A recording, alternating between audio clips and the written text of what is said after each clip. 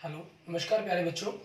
मैं Vijay Bansal, math lecturer, Jakhal block, district Fatehabad से, Haryana education department.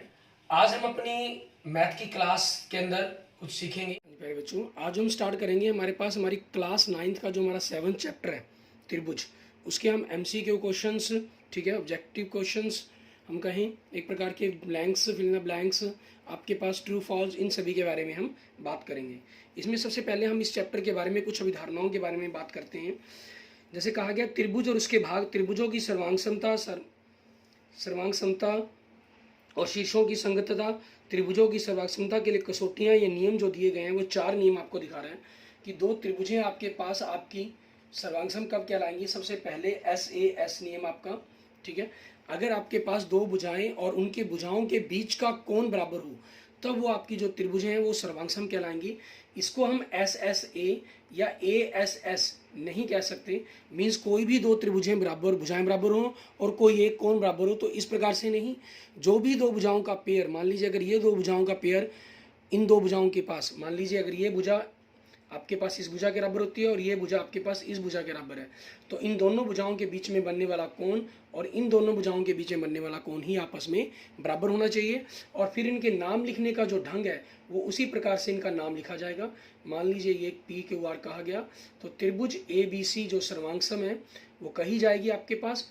B कोण बीच में लिया गया तो R बिंदु आपके पास बीच में आएगा।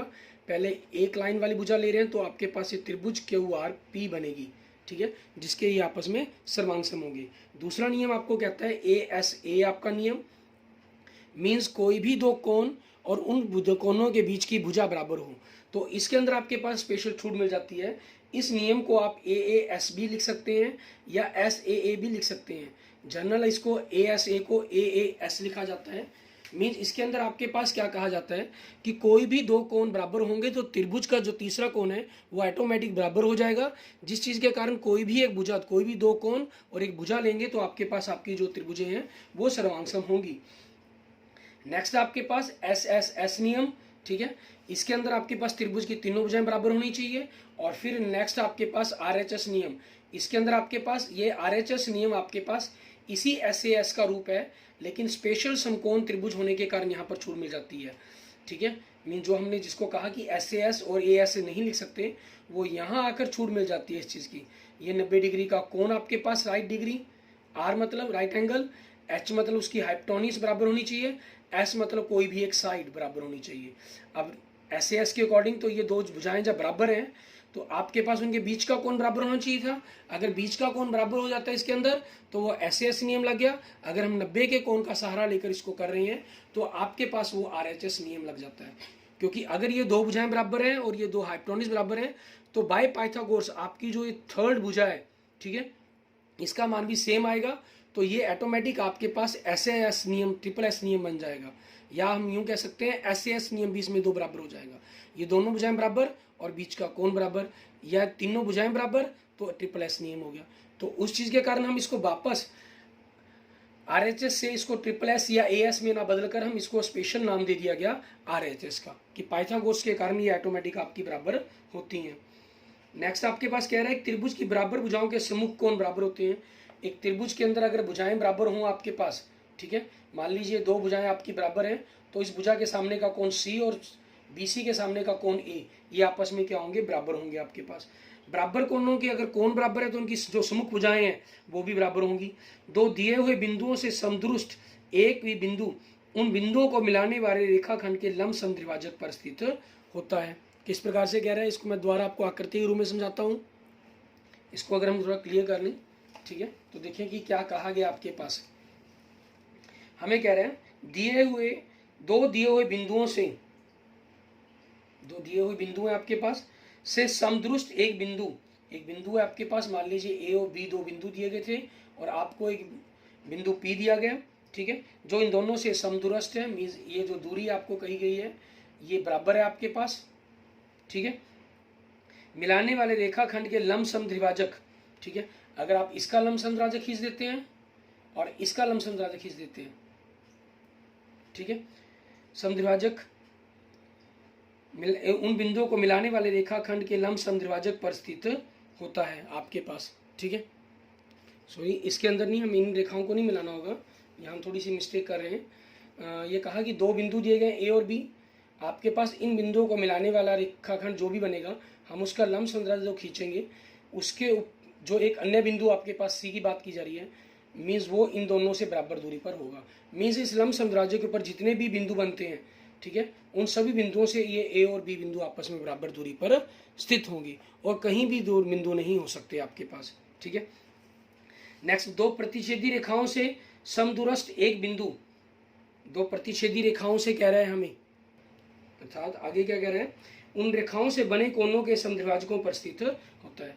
मीन्स आपके पास कोई दो प्रतिच्छेदी रेखाएं हैं और एक बिंदु जो इन दोनों से बराबर दूरी पर है, बराबर दूरी पर आपके पास रेखाओं से बराबर दूरी पर है, तो आपके पास ये इन पर लंब डाल रहा है और आपके पास जो इन रेखाओं से बना हुआ ये कोण है, इसका जो आप समद्विभाजक खींचेंगे वो आपके पास इसी बिंदु में से होकर गुजरेगा आपके पास, ठीक है।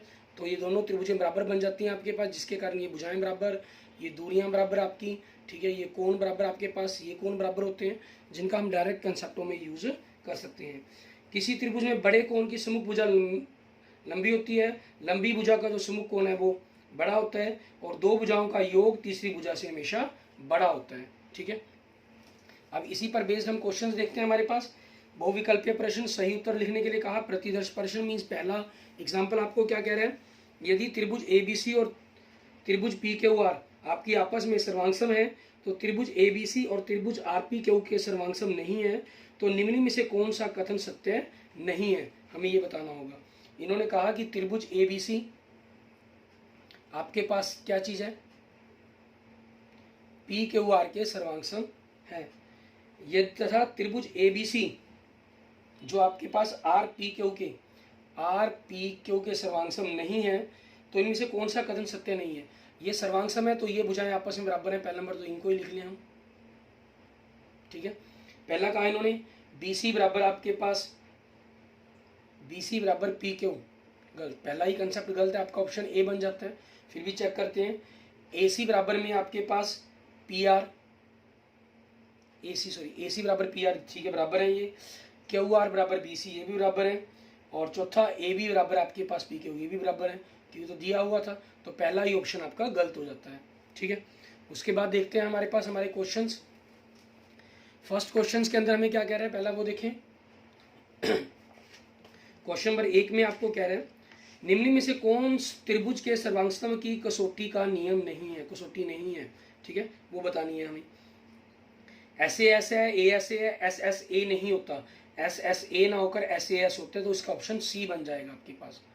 सेकंड क्वेश्चन देखेंगे हम, AB बराबर QR है, BC बराबर PR है, CA बराबर PQ है, तो त्रिभुज ABC आपको पूछ रहा है कि किस चीज के बराबर सर्वांगसम बनेगी आपके पास, ABC बनेगी या CBA बनेगी, वो चीज नियम बताने हैं आपको। इसमें क्या करें, सबसे बेटर आपके पास क्या रहेगा, आप त्रिभुज ABC और PQR की बात कर लेते हैं हम यहाँ पर, ABC और PQR। अब इसमें देखिए क्या कह रहा है, AB बराबर आपके पास QR के, BC बराबर PR के, ठीक है, और तीसरा CA बराबर आपके पास PQ के। अब त्रिभुज ABC PQR के नहीं, ये पहले एक है, ये 3 लाइन है, गलत। दूसरा ऑप्शन CBA मीन्स पहले दो फिर एक फिर 3 लाइन, और दूसरी तरफ क्या दे रहा है, PRQ, तो पहले 2 लाइन फिर एक वाली लाइन है, फिर आपके पास 3 वाली, तो ये बिल्कुल सही बन रहा है आपके पास। मीन्स ऑप्शन इसका क्या बनना चाहिए, B, ठीक है। बातें सब कुछ लिखी हैं, लेकिन सिर्फ शब्दों के अंदर में ध्यान रखना होगा कि कौन सा इसका सही नियम बन सकता है आपके पास। नेक्स्ट देखें, त्रिभुज ABC में AB और AC बराबर है आपके पास। त्रिभुज ABC के अंदर आपके पास अगर हम देखें AB और AC बराबर है, तो मतलब सम्मुख कोण बराबर है आपके पास। कोण B 50 डिग्री का दिया गया है, तो C कितने का हो जाएगा, ये भी 50 डिग्री का हो जाएगा। मीन्स ऑप्शन आपके पास क्या हो जाएगा, B आपका, ठीक है। एंड फोर्थ क्वेश्चन देखें, इसमें हमें क्या कह रहा है करने के लिए, त्रिभुज ABC आपके पास हमें कह रहा है BC और AB बराबर है आपके पास, तो ये आपके सम्मुख कोण ये बराबर हो जाएंगे इनके। हमें दे रहा है कोण B आपके पास 80 डिग्री का दे रहा है, तो ये बराबर है, तो ये 50 डिग्री के हो जाएंगे। A का मान पूछा था, 50 डिग्री बन गया, मीन्स ऑप्शन C बन गया आपके पास आपके क्वेश्चन का आंसर, ठीक है। 5वां क्वेश्चन देखें, त्रिभुज पी क्यू आर में आपके पास त्रिभुज पी क्यू आर है आपके पास, आपको कोण आर और कोण पी बराबर दे रहा है, तो मतलब ये दोनों भुजाएं बराबर हो जाएंगे आपके पास। क्यू आर का जो मान है आपको 4 दे रहा है, पी आर का मान आपको 5 दे रहा है, तो पी क्यू का मान पूछ रहा है, ये इसके बराबर ही होना है, वो 4 सेंटीमीटर हो जाएगा। मीन्स ऑप्शन कौन सा बन जाएगा आपके लिए, ऑप्शन ए आपके पास आपके क्वेश्चन का आंसर हो जाएगा। क्लियर। इसके बाद देखेंगे हम अपना नेक्स्ट क्वेश्चन, क्वेश्चन नंबर 6। इसके अंदर हमें क्या क्या करने के लिए वो देखते हैं। डी एक त्रिभुज एबीसी की कह रहा है, डी त्रिभुज एबीसी के भुजा बीसी पर एक बिंदु इस प्रकार से है। आपके पास छठा क्वेश्चन, इसकी एबीसी की भुजा बीसी के ऊपर बिंदु डी इस प्रकार से है कि एडी है जो वो कोण बी ए सी को समद्विभाजित करती है, मीन्स बराबर दो भागों के अंदर तोड़ती है। तब आपके पास कह रहा है क्या होगा, हमें वो बताना है। बी डी और डी सी हैं जो, ये दोनों आपस में बराबर होंगे, ठीक है। बाकी भुजाओं के बारे में कह रहा है कि बड़ी होंगी या छोटी भुजाएं होंगी, ठीक है, उस तरीके से आपको बताना है। अब आपको क्या कह रही है कि जनरल त्रिभुज दी गई है, ठीक है, जिसके अंदर ऐसा कुछ नहीं कहा गया कि कौन सी त्रिभुज भुजा बड़ी होगी और कौन सी छोटी, हमें इस चीज़ को देखना होगा यहाँ पर। अब इसमें देखिए पहला ऑप्शन बी डी और सी डी बराबर आपके पास नहीं हो सकते, दूसरा बी ए बी डी से बड़ा होगा, ये बिल्कुल सत्य है आपके पास। तीसरे में बी डी को बड़ा कहा गया, गलत हो जाएगा। चौथे में सी डी को बड़ा गया सी ए से, वो भी गलत हो जाएगा आपके पास। तो इसका ऑप्शन क्या बन जाएगा आपका, ऑप्शन बी। 7th क्वेश्चन, एक त्रिभुज ए बी सी है आपके पास, ठीक है, और ये सर्वांगसम है आपके पास एफ डी ई के, ठीक है। ए बी 5 कह रहे हैं तो आपके पास एफ डी 5 हो जाएगी। कोण बी 40 कह रहे हैं तो ये आपके पास डी कोण 40 डिग्री का हो जाएगा। कोण ए 80 डिग्री का कह रहे हैं तो एफ कोण आपके पास 80 का हो जाएगा, तो ये 60 का बचा, और ये कोण भी आपके पास 60 डिग्री का हो जाएगा, ठीक है।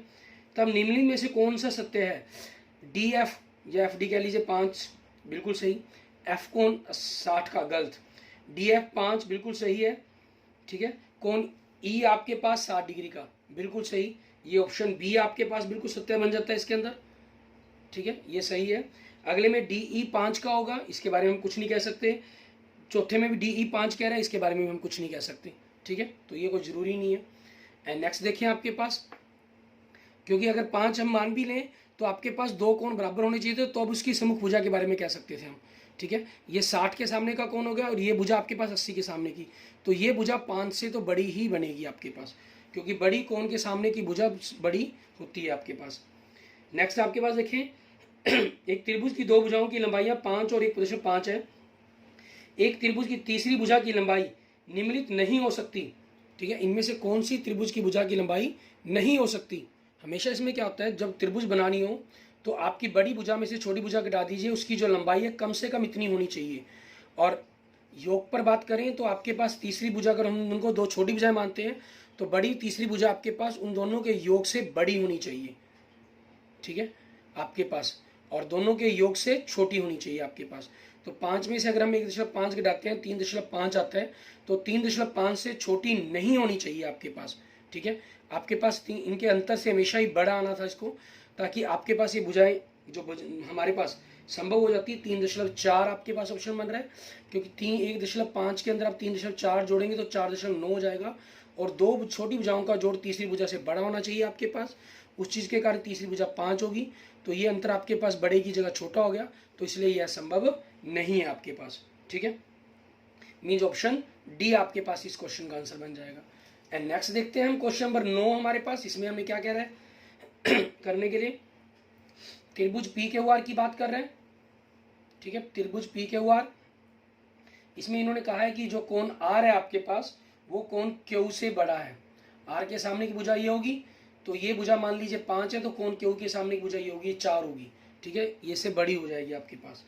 तो क्या बनेगा आपके पास, पी क्यू मीन्स हम यूँ कह सकते हैं पी क्यू बड़ी होगी आपके पास पी आर से, या यूँ कहें कि पी आर छोटी होगी पी क्यू से। तो जो भी ऑप्शन में हो, तो ऑप्शन आपके पास बी है, पी क्यू पी आर से बड़ी होगी, मीन्स आपके 9th क्वेश्चन का जो आंसर है वो बी बन जाता है आपके पास, ठीक है, ये ऑप्शन के रूप में दिया गया आपको।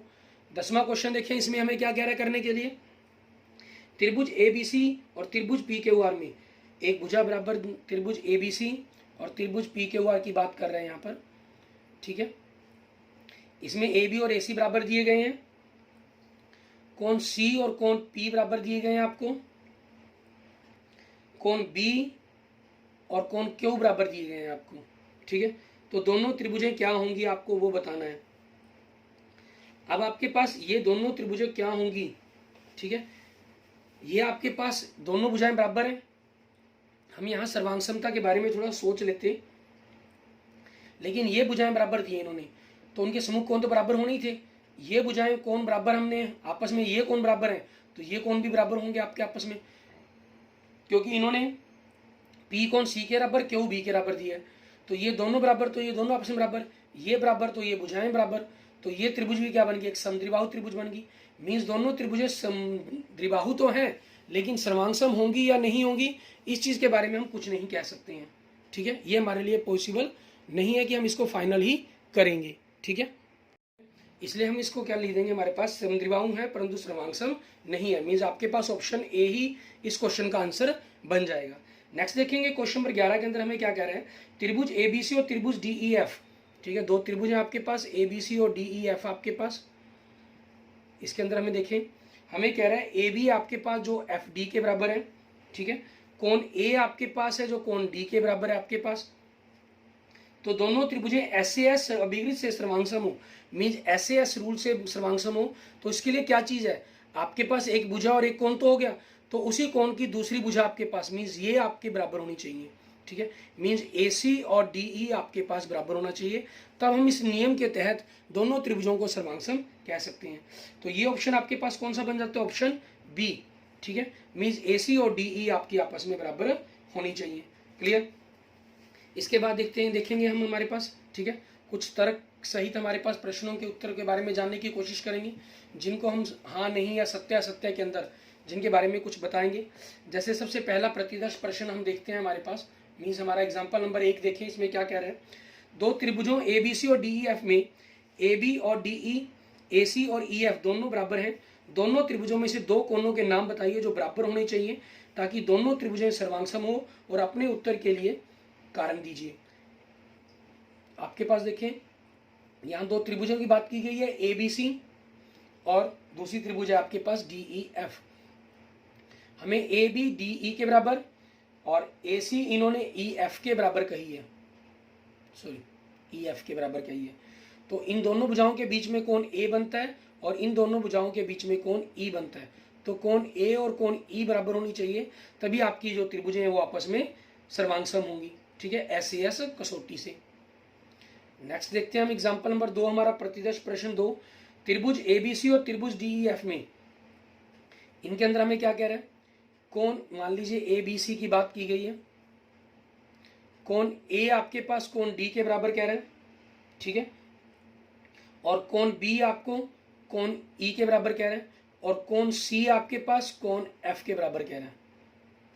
नहीं, ये नहीं कहा गया, ये कहा गया ए बी और ई एफ बराबर है, मीन्स कोण तीसरे कोण के बारे में नहीं कहा गया, आपको कहा गया ए बी और ई एफ आपके बराबर है, ठीक है। तो क्या दोनों त्रिभुजें सर्वांगसम होंगी, अपने उत्तर के लिए कारण दीजिए। आपके पास जो ये त्रिभुजें बराबर है, इन दोनों के बीच में कोण ये आगे और इन दोनों त्रिभुजों के बीच में कोण आपके पास यहाँ जो लाइन बनेगी वो तीसरा कोण भी ऑटोमेटिक, दो बराबर है तो तीसरा बराबर होना ही होना है। यहाँ आपके पास दो लाइन और टिक वाला एंगल है और इस लाइन के बीच में सिंगल लाइन और डबल लाइन का एंगल है, तो ये आपस में एंगल तो बराबर नहीं है आपके पास, ठीक है। तो इसलिए ये त्रिभुजें आपस में सर्वांगसम नहीं होंगी। दोनों त्रिभुजों का सर्वांगसम होना आवश्यक नहीं है, क्योंकि ए बी और ई एफ दोनों त्रिभुजों के संगत भुजाएं नहीं है, उस कारण आपस में ये सर्वांगसम नहीं होंगी आपकी। क्लियर। एंड नेक्स्ट देखेंगे आपके पास कुछ क्वेश्चन, हमारे पास पहला क्वेश्चन देखते हैं ऐसे ही आपके पास, जिनके नियमों के बारे में हम जानेंगे। हमें कह रहे हैं त्रिभुज एबीसी और त्रिभुज पी क्यू आर में कोण ए और क्यू बराबर हैं, बी और आर बराबर हैं। त्रिभुज पी क्यू आर की कौन सी भुजा त्रिभुज एबीसी की भुजा ए बी के बराबर होनी चाहिए ताकि दोनों त्रिभुजें सर्वांगसम हो, और अपने उत्तर के लिए कारण दीजिए।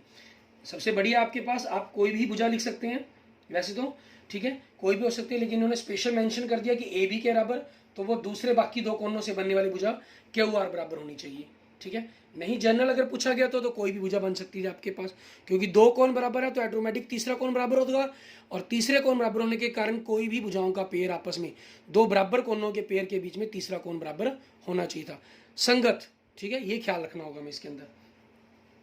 नेक्स्ट आपके पास त्रिभुज एबीसी और त्रिभुज पी क्यू आर में कोण ए और क्यू बराबर है, बी और आर बराबर है। त्रिभुज पी क्यू आर की कौन सी भुजा त्रिभुज एबीसी की भुजा बीसी के बराबर, बीसी के बराबर कह दिया इन्होंने।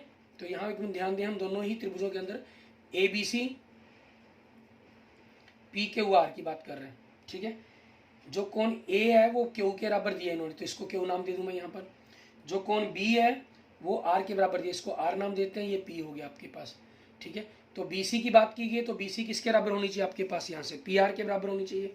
ठीक है, देखते सर आपको आर पी कह लीजिए, पी आर कह लीजिए, क्लियर हो जाता है आपके पास क्वेश्चन का आंसर।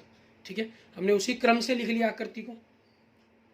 नेक्स्ट, यदि किसी त्रिभुज की दो भुजाएं और एक कोण दूसरी त्रिभुज की दो भुजाओं और एक कोण के बराबर हों तो दोनों त्रिभुजें अवश्य ही सर्वांगसम होनी चाहिए। क्या यह कथन सत्य है? क्यों नहीं? क्योंकि कोण अंतर्गत बराबर होने चाहिए। ठीक है, ये चीज जरूरी है आपके पास, दो भुजाओं के साथ आपके पास जो उनके अंतर्गत कोण है वो बराबर होना चाहिए, इसलिए यह असत्य हो जाएगा आपका। नेक्स्ट फोर्थ, यदि किसी त्रिभुज के दो कोण और एक भुजा दूसरी त्रिभुज के दो कोण और एक भुजा के बराबर हो तो दोनों त्रिभुजों के अवश्य ही सर्वांगसम होना चाहिए। क्या यह कथन सत्य है? नहीं, जो भुजाएं हैं वो संगत बराबर होनी चाहिए आपके पास, नहीं तो एग्जाम्पल के तौर पर हम पीछे कर चुके हैं हमारे पास। ठीक है, वो भी बराबर हो जाती है हमारी, लेकिन ऐसा नहीं है। ठीक है, नेक्स्ट देखेंगे पांचवा भाग हमारे पास, इसमें क्या कह रहा है, क्या भुजाओं की लंबाई 4, 3, 7 लेकर किसी त्रिभुज की रचना की जा सकती है? 4 और 3 का जोड़ 7 होगा, जो 7 के बराबर हो गया। नहीं, दो छोटी भुजाओं का योग हमेशा तीसरी बड़ी भुजा से बड़ा होना चाहिए था, तो इसलिए इसकी रचना नहीं की जा सकती। ठीक है, नहीं हो जाएगा इसका आंसर। नेक्स्ट देखेंगे छठा क्वेश्चन आपके पास, त्रिभुज एबीसी और त्रिभुज आरपी क्यू दिया गया है, क्या यह कथन सत्य है कि बीसी और क्यू आर बराबर होंगे? बीसी देखिए पहली त्रिभुज से दूसरा और तीसरा बिंदु है, तो उस दूसरी त्रिभुज में दूसरा तीसरा बिंदु क्या है यहाँ पर, पी क्यू, और इन्होंने क्या कहा है, बीसी बराबर क्यू आर, तो ये बराबर होनी चाहिए, जो दिया गया वो बराबर नहीं होंगे। ठीक है, तो हमारे पास आंसर क्या हो जाएगा, नहीं, असत्य है इसका आंसर। 7th क्वेश्चन देखेंगे, त्रिभुज एबीसी त्रिभुज पी क्यू आर और त्रिभुज ईडीएफ सर्वांगसम है, तो क्या यह कथन सत्य है? पी आर देखिए पहला और तीसरा बिंदु, तो पहला और तीसरा बिंदु ईएफ बनेगा ईडीएफ से, तो ईएफ के बराबर ही दिया गया इसको। ठीक है, तो ये कथन क्या हो गया, सत्य है, हाँ, क्योंकि ये संगत भुजाएं हैं आपकी। नेक्स्ट 8वां, त्रिभुज पी क्यू आर में कोण पी 70 का, आर 30 का, और तो क्यू कोण कितने का हो जाएगा, 80 डिग्री का हो जाएगा। इस त्रिभुज की कौन सी भुजा सबसे लंबी होगी? सबसे बड़ी कोण कौन सा होगा, क्यू हो गया, तो क्यू के सामने की भुजा कौन सी बनेगी, पी आर बनेगी, तो पी आर भुजा इसके अंदर सबसे बड़ी होगी, सबसे लंबी भुजा होगी आपके पास। ठीक है, नेक्स्ट देखेंगे क्वेश्चन नंबर 9, इसके अंदर हमें क्या कह रहा है, एडी किसी त्रिभुज एबीसी की माध्यिका है। ठीक है, हमें कह रहा है जो एडी है, इसको हम थोड़ा सा दोबारा बनाते हैं, हम कर लेते हैं, एडी आपके पास, ठीक है, किसी त्रिभुज एबीसी की माध्यिका है, ए बी सी, ये माध्यिका होगी इसकी, मतलब जो इसको दो बराबर भागों में बांट रही है। क्या यह कथन सत्य है कि A B plus B C plus C A means तीनों भुजाओं का योग हमारी इस माध्यिका के डबल से बड़ा होगा? ठीक है, हाँ, ये हमेशा बिल्कुल सत्य बात कही गई है। हाँ, रीजन क्या है, इन दोनों का योग इससे बड़ा, इन दोनों का योग इससे बड़ा, तो अगर हम इनको जोड़ देंगे तो इन दोनों के योग से पूरी भुजा बन जाएगी, और ये तो त्रिभुज के तीनों योगों भुजाओं का योग आपके पास ए डी डबल आ गया, means A B plus B D का योग ए डी से बड़ा, ए सी प्लस डी सी का योग ए डी से बड़ा, तो जोड़ें A B plus A C, B D और डी सी को जोड़कर बी सी, ए डी को डबल जोड़कर 2 ए डी से बड़ा होगा, सत्य है आपके पास। ठीक है, नेक्स्ट देखें 10th क्वेश्चन, एम किसी त्रिभुज ए बी सी की भुजा बी सी पर स्थित एक बिंदु ऐसा है, एम क्या है, किसी त्रिभुज ए बी सी की भुजा ए बी सी, ठीक है, एक ऐसा बिंदु है बी सी के ऊपर आपके पास कि ए एम कोण बी ए सी को समद्विभाजक मतलब दो बराबर भागों में तोड़ता है। क्या यह कथन सत्य है कि त्रिभुज का परिमाप 2 AM से अधिक होगा? बिल्कुल सही, ऊपर वाली बात को ही मीन्स ये परिमापी होगा त्रिभुज की तीनों भुजाओं का योग, तो 2M से बड़ा होगा ही होगा। ठीक है, मीन्स ऊपर वाली बात को ही सिर्फ कहने का तरीका बदला है, डी की जगह एम शब्द का प्रयोग कर लिया गया। हाँ ठीक है, नेक्स्ट देखेंगे आपके पास क्वेश्चन नंबर 11। इसके अंदर हमें क्या कह रहा है करने के लिए, हमें कह रहा है क्या भुजाओं की लंबाई 9, 7, 17 सेंटीमीटर लेकर किसी त्रिभुज की रचना की जा सकती है, अपने उत्तर के लिए उचित दीजिए। 9 और 7 का जो जोड़ है वो कितना बनता है, छोटी भुजाओं का जोड़ 16 बनता है, और तीसरी जो बड़ी भुजा है वो आपके पास क्या बनती है, 17 बनती है। जबकि दो भुजाओं छोटी भुजाओं का योग तीसरी बड़ी भुजा से बड़ा होना चाहिए, आपके पास छोटा नहीं होना चाहिए। तो ये क्या हो गया, असत्य, नहीं हो सकता ऐसा। ठीक है, नेक्स्ट देखेंगे क्वेश्चन नंबर 12। इसके अंदर क्या कह रहे हैं, क्या भुजाओं की लंबाई 8, 7 और 4 सेंटीमीटर लेकर किसी त्रिभुज की रचना की जा सकती है, अपने उत्तर के लिए उचित दीजिए। ठीक है, छोटी भुजाओं का योग 4 और 7 और 4 होगी, इनका योग कितना होगा 11, ये 8 से बड़ा है, मीन दो छोटी भुजाओं का योग तीसरी बड़ी भुजा से बड़ा है, तो आपके पास ऐसी त्रिभुज की रचना की जा सकती है। ठीक है, इसमें ऐसा क्यों नहीं कर सकते हम, मान लीजिए मैं आज 17 सेंटीमीटर की लाइन खींचता हूँ, यहाँ से प्रकार लगाता हूँ, ये 9 के लिए हो गया, इधर से 6 के लिए हो गया, तो ये तो कभी आपस में मिलेंगे ही नहीं। इसमें क्या होगा, मान लीजिए मैंने आपके पास मैं 8 की ही लगा देता हूँ, 8 की चाप 7 की लगा दी, ये 4 की चाप लगा दी। ठीक है, तो ये कहीं ना कहीं जाकर आपस में बिंदु मिलेगा, जिससे आपकी ये त्रिभुज बनकर तैयार हो जाएगी आपके पास। ठीक है, क्लियर, इस तरीके से आपने इन क्वेश्चंस को कंप्लीट कर लेना है। Clear, okay okay, thank you friends, thank you students. अगर आपको मेरी वीडियो अच्छी लगी तो इसको लाइक करें, अपने दोस्तों मित्रों से इसको जरूर शेयर करें। अन्य किसी भी प्रकार की प्रॉब्लम के लिए आप मुझे मैसेज कर सकते हैं, कमेंट कर सकते हैं। और अगर आपने अभी तक मेरा यूट्यूब चैनल विजय जाखल बंसल मैथ को नहीं सब्सक्राइब किया है तो please subscribe my YouTube channel Vijay Jakhal Bansal math. Okay, thank you friends, thank you students.